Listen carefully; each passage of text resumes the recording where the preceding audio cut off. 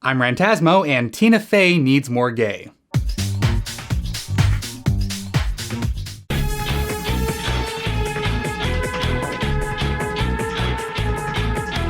The phrase that most defines Tina Fey for a lot of people is problematic fave.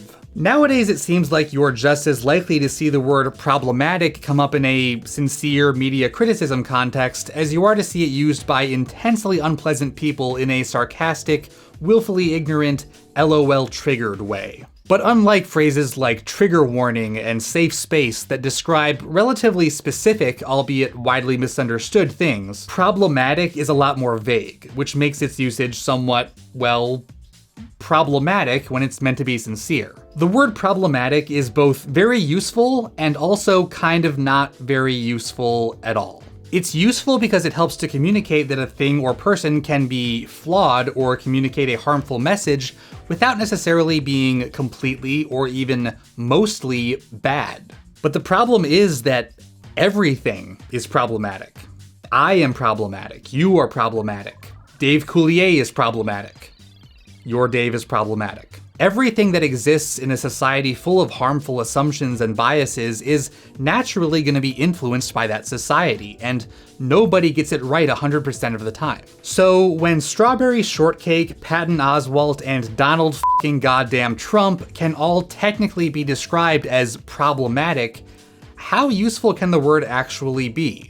This is why when we use the word problematic to describe an entire person or text as opposed to an individual action or element thereof, it usually has some sort of redeeming quality, in many cases very redeeming. Tina Fey has become something of an icon of feminist comedy, and like a lot of other comedians who are often criticized for problematic white feminism, I don't think she'd be nearly as controversial if there were absolutely nothing of value in her work. Originally best known for her work on Saturday Night Live, Fey went on to write and co-star in a cult teen comedy that you should be very familiar with if you follow basically any gay guys on social media, create and star in a critically acclaimed TV sitcom, and co-create a hit Netflix series. Fey has done a lot to bring feminism into the mainstream. A lot of her comedy is focused on lampooning gender roles and poking holes into sexism and misogyny. Her shows have also included some really smart and biting satire about race. I've decided to live as a werewolf. What? It's so much easier than being an African-American man. But like I said before, no one is perfect. There's already been a lot of talk about Fey's blind spots when it comes to racial issues, especially in terms of the Native American representation in Kimmy Schmidt. I can't really speak with a whole lot of authority on that, but I will say that when critics point out that some of your racial satire maybe isn't quite communicating the message you intended, painting those critics as oversensitive, easily offended attention seekers is usually the wrong reaction. What do we do now that we're not offended?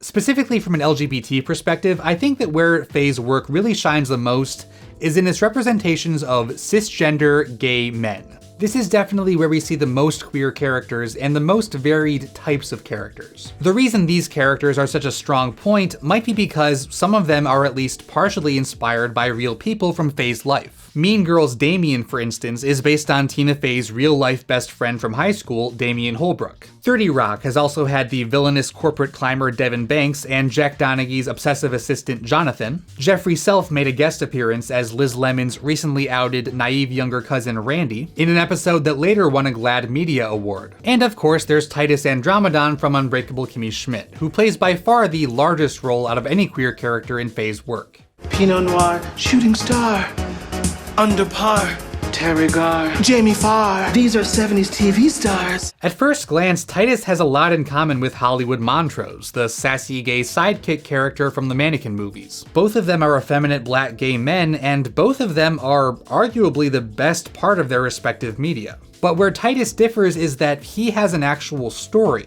like with arcs and depth and stuff. He even gets an adorable love interest, and if they break up next season, I'm going to barf on my laptop out of rage.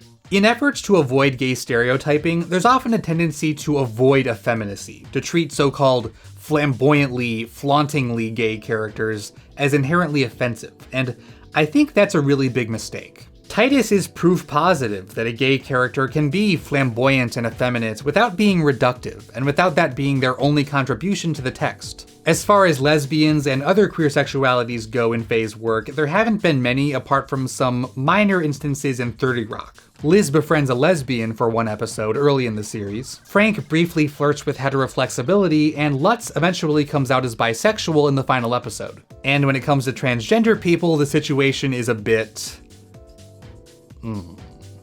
Again, we're really just looking at a few relatively minor characters on 30 Rock, and none of them are great. Steve Buscemi makes occasional appearances as a private investigator who wears various disguises. In the character's final appearance, one of those disguises leads her to come out as transgender. Gentlemen? Actually, Jack, I've decided to continue living as Jan Foster. It's just in all these years as a PI, I think my greatest disguise was Len Wozniak. And it's one of those things where you're not totally sure what the joke is supposed to be. Is it just that trans people exist? 'Cause if so, that's terrible. There's also Paul, Jenna Maroney's main love interest. Ew, Jenna, why are you grabbing his boobs? Paul is sort of the Mr. Garrison of the series in that the writers could never really precisely decide on what he is. He uses male pronouns and is initially presented as a sort of straight drag queen, but... Is he a crossdresser? Goodness, no.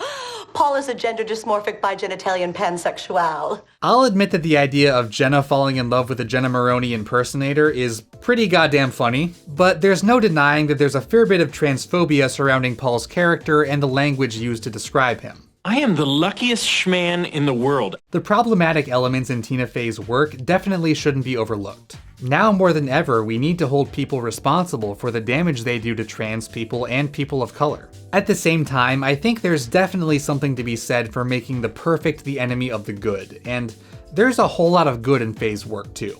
As long as we engage with it critically, there's no reason we can't enjoy the media that we love. And in turbulent times like this, where self-care is so important, sometimes it's nice to just sit back and enjoy a bit of Pinot Noir. Pinot